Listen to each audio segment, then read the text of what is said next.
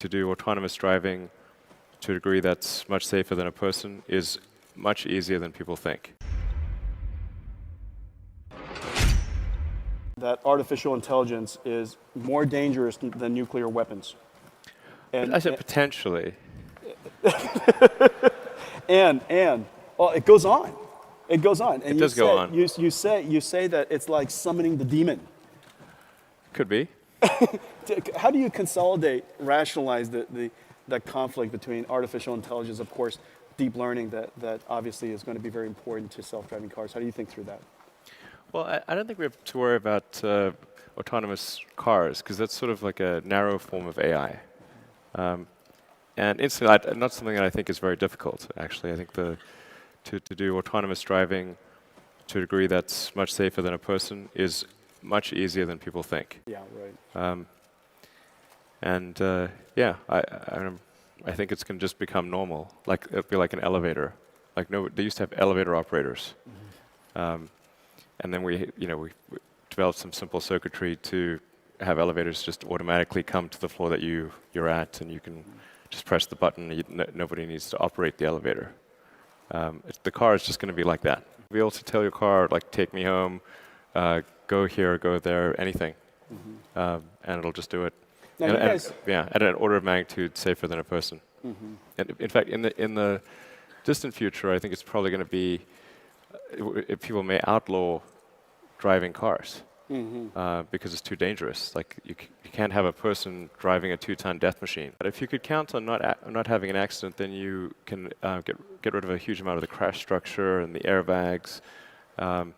We're a long way from that because there's always going to be for a very long time, there'll be some amount of legacy cars on the road. And I think it is important to just appreciate the size of the automotive industrial base. Like, it's not as though, like, when somebody makes an autonomous car that suddenly all the cars will be autonomous. It's like there's 2 billion of them.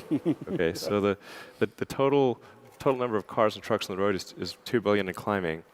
The capacity of car and truck production is about 100 million a year.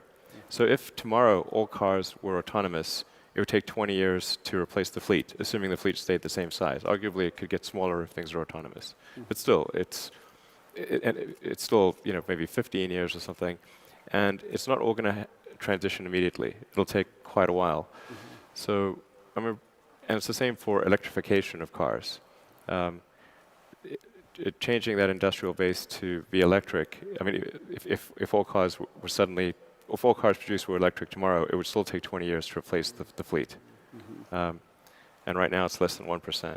You kind of need the hardware foundation, the sort of sensor and computing foundation, and then you can keep uploading new software. At least you can with a Tesla because it's always connected. So the car that you have, you'll notice like the features are steadily improving. We now have active cruise control, so it'll use radar and camera fusion to track the car in front of you. It's also looking at some of the things that are coming out. It looks at the brake lights, so it anticipates that the brake lights are active.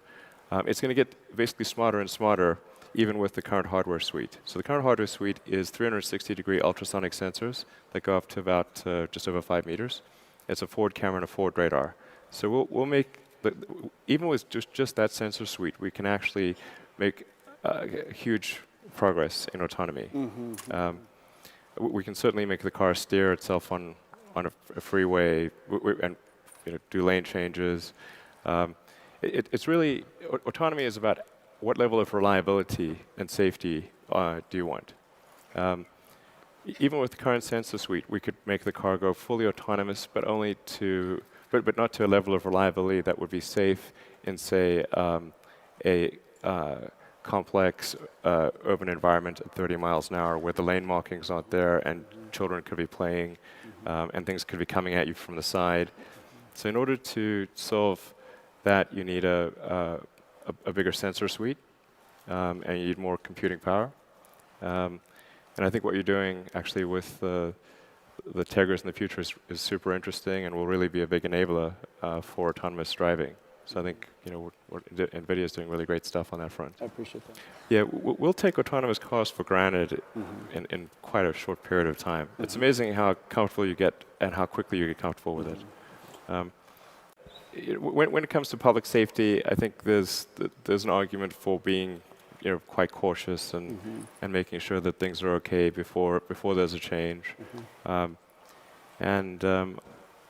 mean, I don't think it's the case that right now there's a fully autonomous system and regulators are not approving it. That could really be a substitute for people, but there will be in a few years. But yeah, I mean, when it comes to AI, I'm not really worried about sort of narrow AI like autonomous cars or like a smart air conditioning unit at the house or something. It's more like sort of the deep intelligence stuff that is where we need to be cautious. I actually think there's many potential flavors of AI, and it's odd that we're so close to the advent of AI. Like it seems strange that we would be alive in this time.